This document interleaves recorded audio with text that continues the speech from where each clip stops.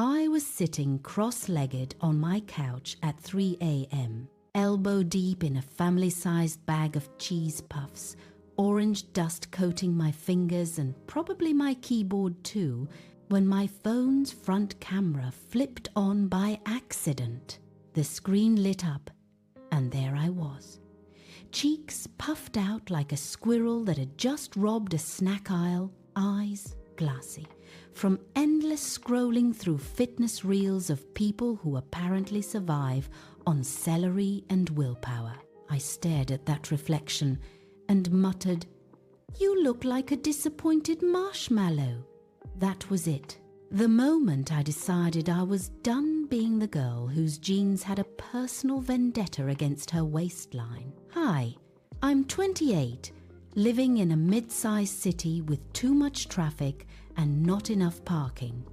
This is the completely unfiltered, often embarrassing story of how I lost 35 pounds over 8 months, mostly because I got strangely attached to almonds. No expensive gym membership, no weird detox teas that taste like lawn clippings, no personal trainer screaming at me to do burpees until I cried. Just a cheap bag of nuts from the grocery store, a ridiculous number of kitchen disasters, daily walks that started as I need fresh air and turned into actual movement, and finally learning that eating could feel normal instead of like a constant battle. Let's go back to how bad it really was. I weighed 185 pounds and carried every ounce of it like extra baggage I couldn't check.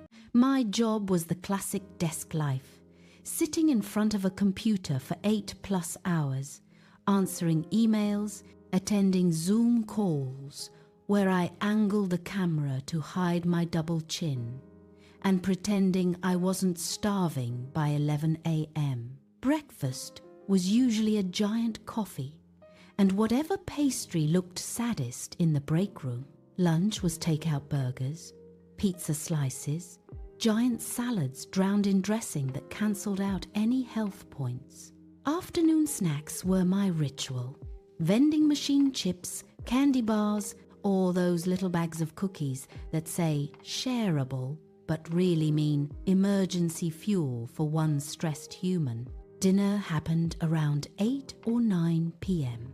Usually whatever was quick frozen pizza, instant noodles with extra cheese, or leftovers reheated until they tasted like regret. Exercise?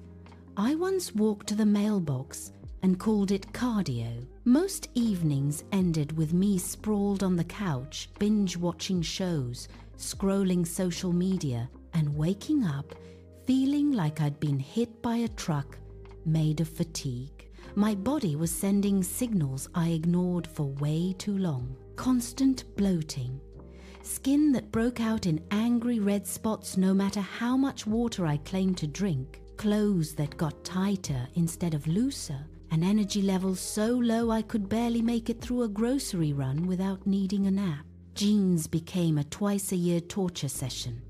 I'd lie on the bed, suck in, zip, then immediately unbutton them the second I sat down. I felt stuck, embarrassed, and honestly a little hopeless. Every New Year, New Me post online just made me feel worse.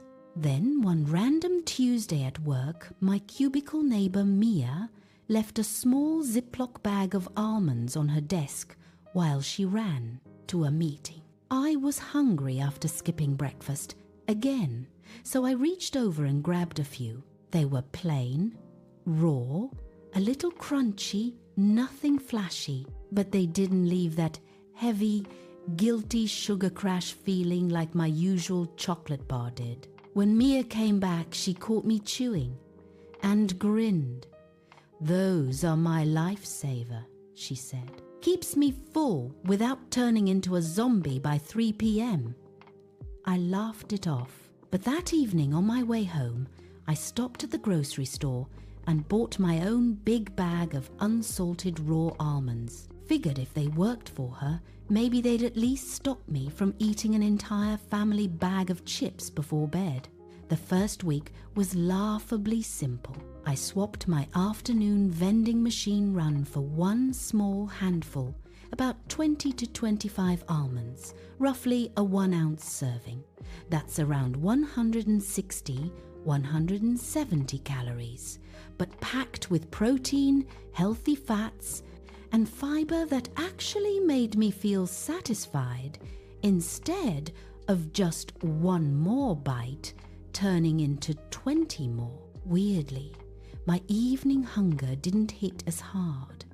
I wasn't standing in front of the fridge at tempeh, staring at yogurt like it owed me money. Of course, I got overexcited fast because that's how I roll.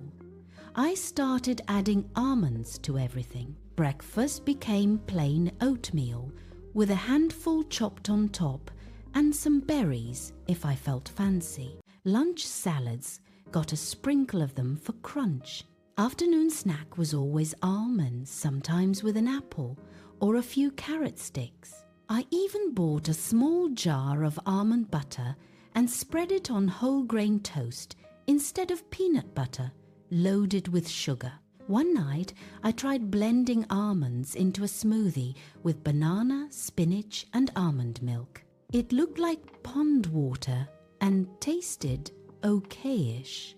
My blender made angry, grinding noises the whole time like it was personally offended. The comedy of errors started early and never really stopped. Biggest rookie mistake. Movie marathon weekend. I thought more almonds equals more healthy, so I sat there munching probably 60 or 70 while streaming an entire season. Around 2 a.m., my stomach started making sounds like a distant thunderstorm. By 4 a.m., I was in the bathroom having what can only be described as a fiber-fueled existential crisis. Lesson 1. Too much of a good thing is still too much. From then on, I measured with a small measuring cup, 20 to 25 max per snack. No more free pouring like I was feeding a family of squirrels. Another gem. I accidentally bought the salted version instead of plain. Ate them happily for 4 days straight. Woke up one morning looking like I'd been crying for 48 hours straight. Puffy face, swollen fingers, ankles that barely fit into my sneakers. I stared in the mirror and said out loud, "You've become a human salt lick." Switched back to unsalted the same day. My roommate walked in, saw my face, and asked, "Did you lose a fight with a bag of pretzels?" I told her the whole dumb story. We laughed so hard we had to sit down. I kept everything stupidly straightforward. Breakfast. Something with oats or eggs plus a few almonds. Lunch. Smaller portion of whatever I used to eat, plus extra vegetables. Afternoon snack. Almonds. Evening snack if I needed one. Almonds with fruit or a bit of yogurt. Dinner. Lean protein like grilled chicken or fish. Big pile of veggies, smaller carb portion. No more plates that look like carb mountains. Every single evening after dinner, I laced up my old sneakers, put on a playlist, pop, hip-hop, whatever kept me moving, and walked around the neighborhood for 20 minutes at first, then 30, then 45, then an hour. Sometimes it was cold and I'd complain the whole time. Sometimes it rained and I came back soaked, shoes squishing, laughing at how ridiculous I looked. Neighbors started nodding hello like I was part of the scenery. The weight came off slowly, which was honestly the best part. Crash diets had always ended with me rebounding harder than a basketball. Month 1, down 4 pounds to 181. Jeans felt a fraction less murderous. Month 2, another 5, total 9 gone. I had actual energy, no more mid-afternoon crashes where I'd stare at my screen like a zombie. Month 3, 5 more pounds off. Old shirts hung looser on my shoulders. I had to buy a new belt because the old one was on its last hole and still flapping. Little wins piled up. Arms didn't jiggle as much when I waved. Thighs stopped rubbing together on long walks. Face looked less puffy. My mum called and said, "You sound different, brighter." My friends started asking, "What are you doing? You're shrinking." I just shrugged and said, "Almonds and walking. It's not rocket science." The fails kept coming, and they were comedy gold. I tried making almond-crusted chicken one weekend, crushed the nuts, dipped the chicken, baked it, forgot to set a timer. Kitchen filled with smoke, fire alarm shrieking like it was auditioning for a horror movie. My roommate burst in yelling, "Are we evacuating?" We threw open windows, fanned the smoke with dish towels, and ate the half-charred chicken anyway while cackling. Another time, I packed almonds for a road trip with friends. The bag ripped open in my backpack. Almonds scattered everywhere, rolling under seats, getting stuck in shoelaces.